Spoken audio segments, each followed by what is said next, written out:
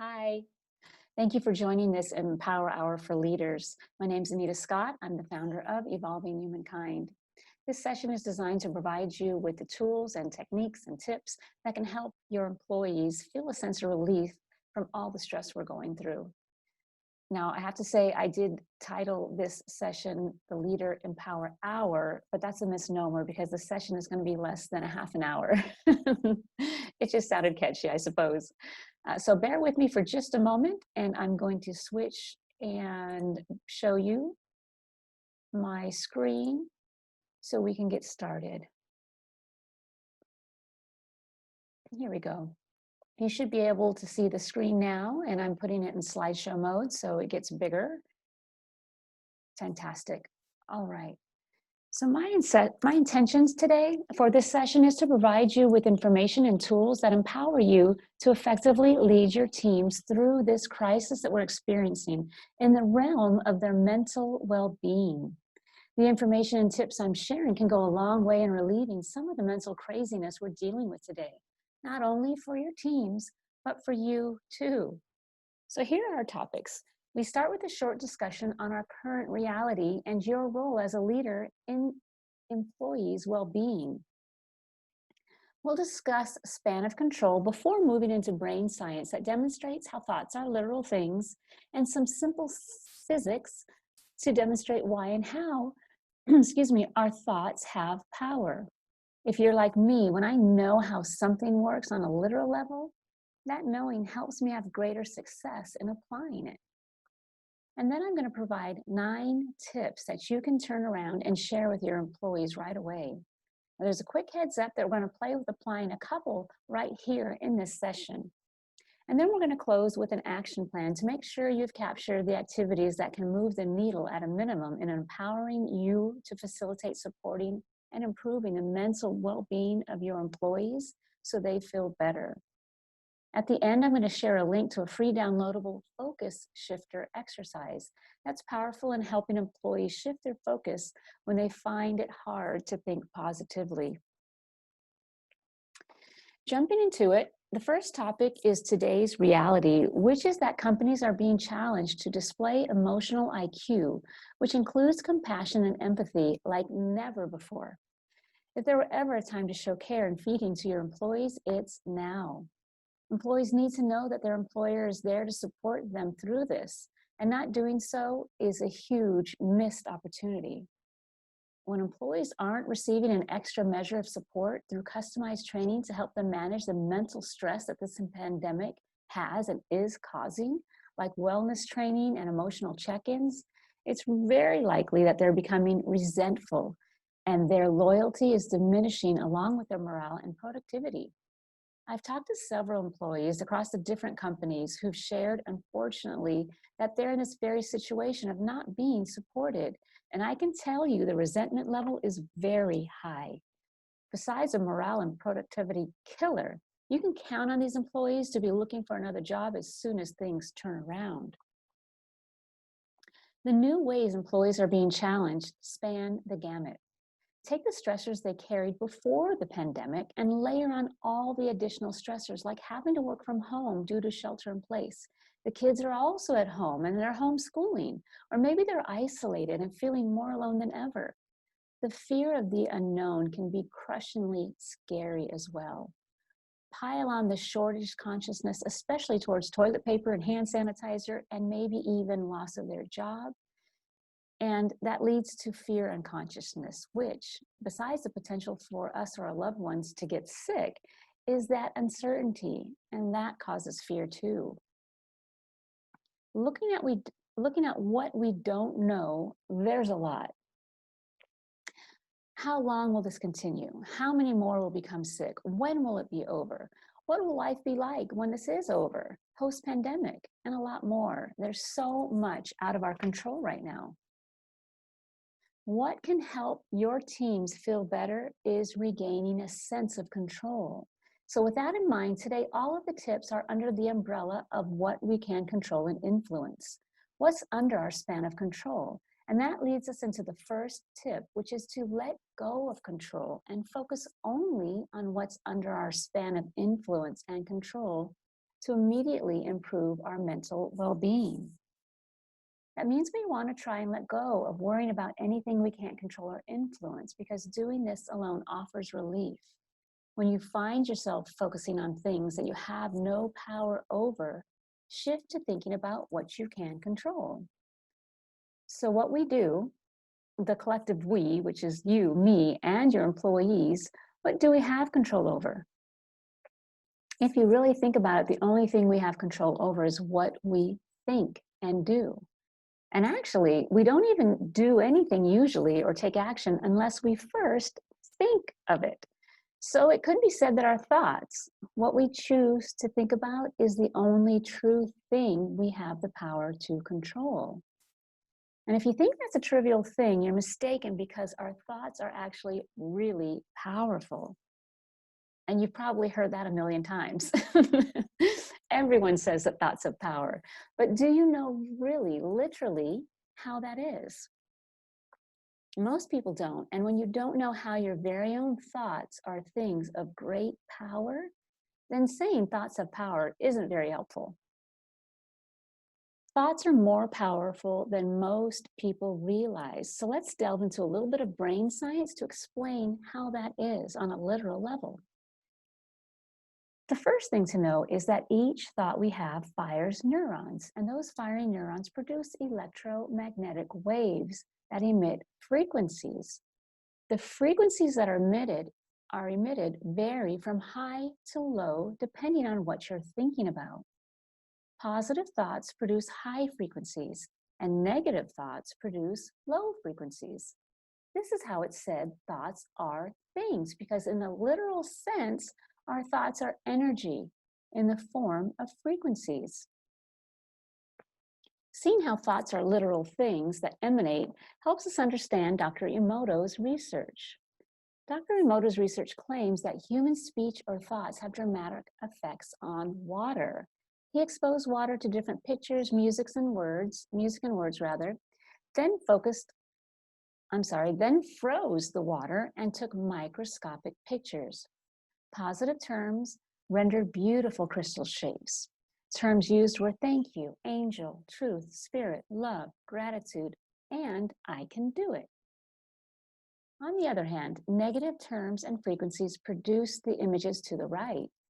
The terms used for these specific images were, you made me sick, heavy metal music was played, and the word or name, Hitler. Since Dr. Emoto's studies, there have been numerous similar studies, all with astonishing similar results. So let's consider now, when we have a thought and it emits, where does it go?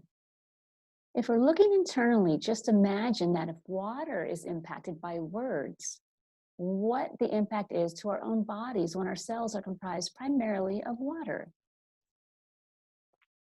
Our thoughts emit outwards too, and they're picked up and carried by an energy field. Science hasn't yet articulated what field that is, but you can imagine it to be similar to, if not the same as, the energy field that enables all of our wireless technology to work. Another important player in what happens to our thoughts once they are emitted is the law of attraction. The law of attraction is one of the most popular laws of physics that states the magnetic power of the universe that draws similar energies together, which essentially means like attracts like. Our thoughts as energy attracts matching experiences. And here's how this works. When you click your garage remote, it emits a frequency or signal. That signal is picked up and carried by the energy field in search of a match. When a match is found in your garage door opener, an experience is returned by the way of your garage door opening. So they say that knowledge is power, and in this case, it's invaluably powerful, because when we know with literality how our thoughts emit and how the law of attraction draws forth matching frequency life experiences, then we understand the power of our thoughts. Now that we know how thoughts emit a form of energy that draws forth matching frequency experiences, we then have the power to become more deliberate about what we choose to think about and therefore draw to us as experiences. We're going to officially move into the tips now. Right out of the gate, the second tip is the most important thing we can ever do for our own wellness, and that is take care of ourselves. Encourage your employees to be kind and offer themselves much love and compassion. And I'll restate here that all the tips that I'm sharing apply to you as well as a leader. Being a leader and navigating under these circumstances and conditions, while also managing all of your life through this, is complex. We're all going through some crazy things, and our lives have been turned upside down. Because our mental health directly affects our physical health, it's more important than ever that we take care of our mental well-being. So encourage yourself and your employees to get enough rest and to be kind to themselves. The third tip here is to pay attention to our moods, because feelings are truly our sixth sense. They indicate what we're thinking about. Our feelings are the best tool cluing us into our thoughts, so a direct indicator of our thoughts is our mood. The next tip is to intentionally choose positive thoughts. Now, when we get upset or mad about something, we make a choice to think those thoughts that make us angry or sad. The logic behind it is no one is making us think the thoughts we think, because we alone are the thinker of our minds. So when you become upset, it's possible to reach for better feeling thoughts to bring relief and improve our moods. Tip number 5 is growing our self-awareness, which will help with number 4, to choose positive thoughts intentionally. And to facilitate our ability to harness the power of thought to the fullest, we need to increase self-awareness so we can pay more attention to what we're broadcasting through our firing neurons. Freud compared the mind to an iceberg, theorizing we're only aware of the tip of the iceberg at less than 15%, with the majority and most important part of the mind lying below the surface.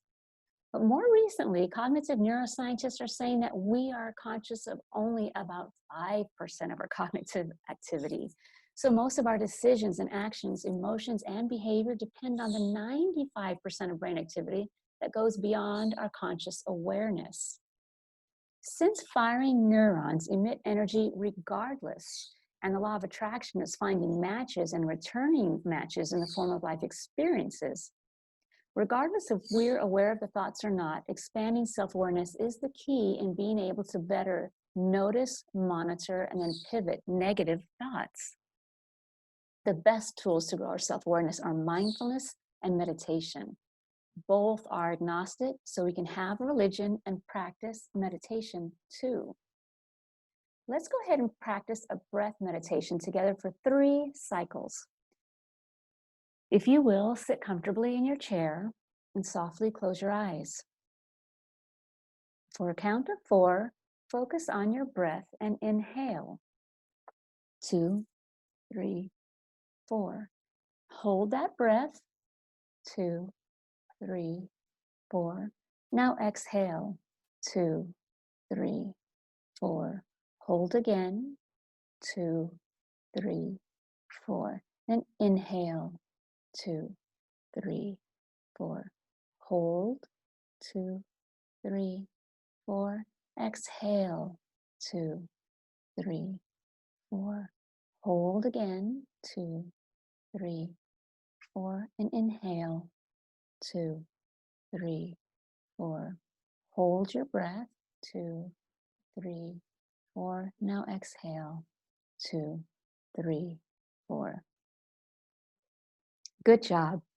Now go ahead and open your eyes and resume breathing naturally. When you practice this again on your own, feel free to modify it by changing the count or not holding your breath in between. It really doesn't matter. The objective of this exercise is to move your thoughts to your breath and keep your thoughts there. Now let's give mindfulness a quick try. In this moment, feel the sensation of the seat that's beneath you, providing you comfort and support. Feel the weight of your arms. Now feel the weight of your legs. That's it. You did it. You created a mini moment of mindfulness. When we talk about regaining control, all of your power resides in the now. Mindfulness is the best tool to tap you into that power. As you progress through your day, aim to be mindful on at least 3 occasions. Besides moving you into the present, it interrupts the pattern of incessant thoughts and makes space for clarity. The more you practice both of these, the easier and more natural it becomes, and the more your awareness muscle grows.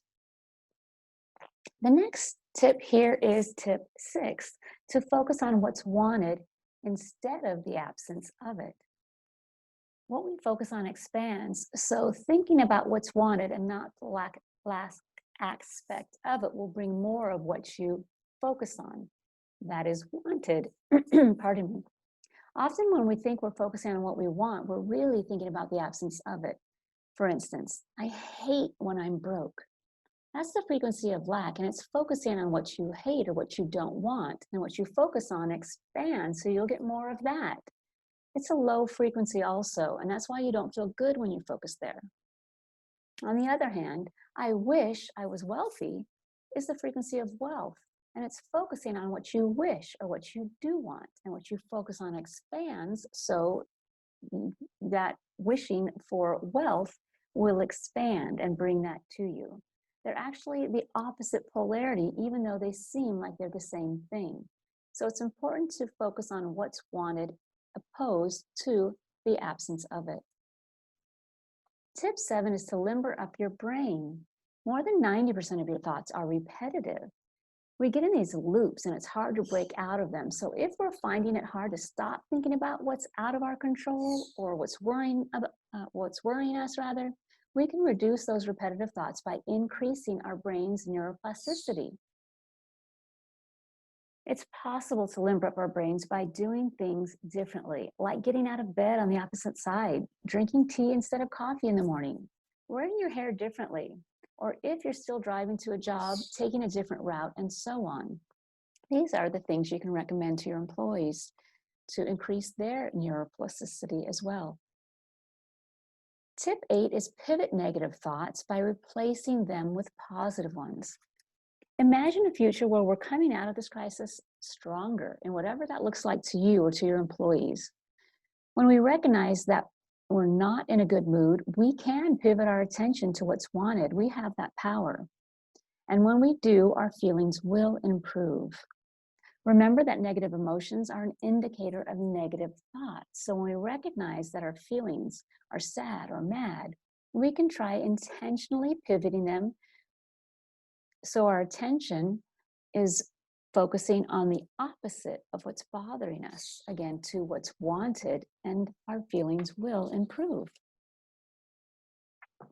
The final tip today is number 9. And notice it doesn't say have fun. While that's important, it says seek out fun. It's important to make an intention each and every day to find something fun to do. When we're having fun, we're emitting high vibes. And it's been scientifically proven that we can only have one thought at a time. So when we're having fun, thoughts of distress, concern, or fear lapse, giving us space away from what's bothering us. It's also a great way to pivot our thoughts. Some ideas for fun would be play hide and go seek with your kids, or tag. You can play with your partner, your pets. I've actually played hide and go seek with my dogs before, and it's fun. You can take 5 minutes to thoroughly enjoy your tea. It really doesn't have to be elaborate. It just takes you taking the time to think thoughts about what you could do for fun, and then being sure to do it. So here's a recap of our action plan with 9 things you can share with your employees and apply yourself to immediately begin improving your mental well-being. Number 1 was letting go of control of the things that are out of your span of influence and focus on the things you can control. Always be kind and offer compassion to yourself. Pay attention to your mood, because your feelings are a direct indicator of what you're thinking about. Choose positive thoughts. And when you recognize that your thoughts aren't positive, intentionally choose to shift that into something that is positive. Grow your self-awareness through mindfulness and meditation. and focus on what's wanted instead of the absence of it, because each is different in polarity and draws forth very different experiences. Limber up your brain by doing things differently, like getting out of bed on the opposite side. Pivot negative thoughts by asking, what can I do about this? And leaning into what you have control over. And finally, seek out fun. Intentionally think about ways you can have fun each and every day and encourage your employees to do the same. These simple actions and activities have the power to transform your employees' minds and life and increase their happiness. A caveat is to use and share the ones that resonate and simply leave behind the rest. Now, in just a moment, I'm going to give you the link to the free exercise that you can download and provide to your teams, but I want to make sure you have my information so we don't lose touch. If you found this information informative and helpful, it comes from my new book, which includes a lot more about science, tips, and tons of exercises. I provide employee development courses as well that you see listed here, as well as speaking engagements. To learn more, just go to anitamscott.com. Now here's a direct link to the downloadable free Focus Shifter exercise. This simple tool is powerful at helping your people shift away from thoughts that are bothering or worrying them to focusing and acknowledging what's going well, which does wonders for their mental health. Go to anitamscott.com/focus-shifter. Instructions are provided on that page. Well, we've reached the end. I hope what I shared offered you some really valuable and tangible ways to help your employees manage and improve their mental well-being. I thank you sincerely for your interest, your time, and your attention. Thank you, and goodbye for now.